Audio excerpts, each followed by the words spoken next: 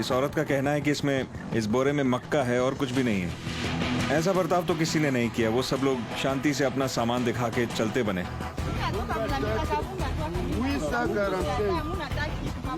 ये कहती है कि ये पोटली नहीं खोलना चाहती, बाहर से हाथ लगा के महसूस कर लो कि इसमें क्या है। इस गठरी में मक्का तो बिल्कुल भी नहीं है। ये अब भी गठरी खोलने से इनकार कर रही है। इसमें वाकई मक्का है। इस तरह देर करने से शक बढ़ता है और इसका कोई फायदा नहीं। और देखिए, यही वो चीज है जिसकी हमें तलाश थी। इसे देखकर लगता है कि कोई खोर वाला जानवर है, जैसे कोई डाइकर या कुछ। इसे जला दिया गया है। और ये पोर्क्यूपाइन है।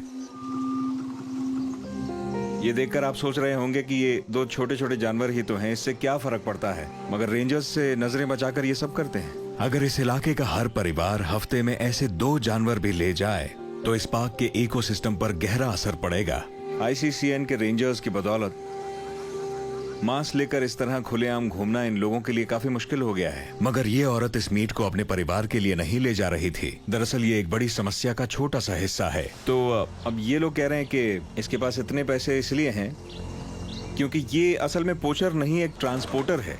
मीट की कमी की वजह से इस जंगल में कई अलग अलग तरह के पोचिंग के गैंग्स काम करते हैं। तो ये अपने पैसे को डबल करती है। ये पोचर्स से मांस खरीदती है, कुछ ही डॉलर्स में ये पोचर्स से मांस खरीदती है, और जब तक ये मांस शहर ले जाती है तो मांस की कीमत दुगनी हो चुकी होती है। ऐसे गैर कानूनी पोचिंग नेटवर्क्स पूरे देश में फैले हुए हैं। और जब बात जानवरों की रक्षा की होती है, असली फायदा इन शिकारियों को पकड़ने में है।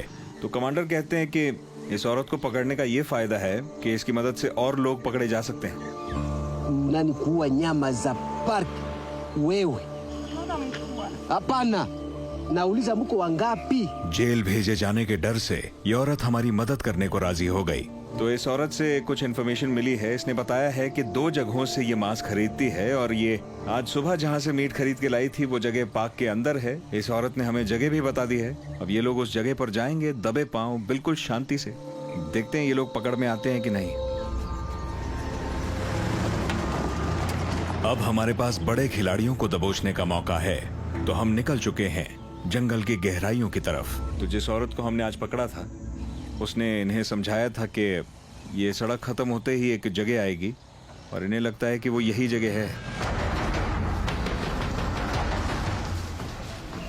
यानी इस टीम को घने जंगल में जाना होगा, जहां ठीक से देख पाना मुश्किल है और दबे पांव जाना तो नामुमकिन। पता नहीं क्या हुआ, लेकिन सब लोग अचानक अपने घुटनों के बल बैठ गए।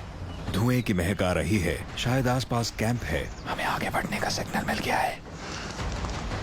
इसी साल में इसी तरह की रेड में पार्क के इसी हिस्से में 2 रेंजर्स मारे गए थे। पीछे रहो, पीछे रहो, पीछे रहो। फिर से कमांडर ने सबको नीचे बैठने को कहा और शांत रहने को भी। हमारे सामने कुछ तो चल रहा है, कुछ हो रहा है वहां पे। बस 2 लोग हैं वहां। 2 स्काउट आगे बढ़ रहे हैं। नीचे रहो, नीचे रहो। और फिर कुछ ही पलों बाद आगे बढ़ने का इशारा।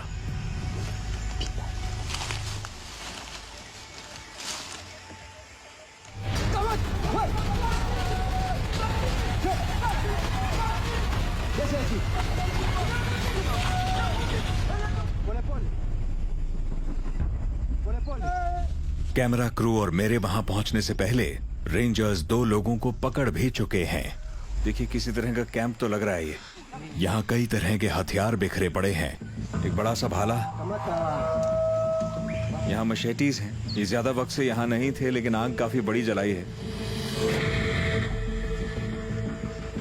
हाँ, hii silaha ni mbaya. तो ये एक घर पे बनी हुई पुरानी शॉटगन है। जरा देखिए इसे।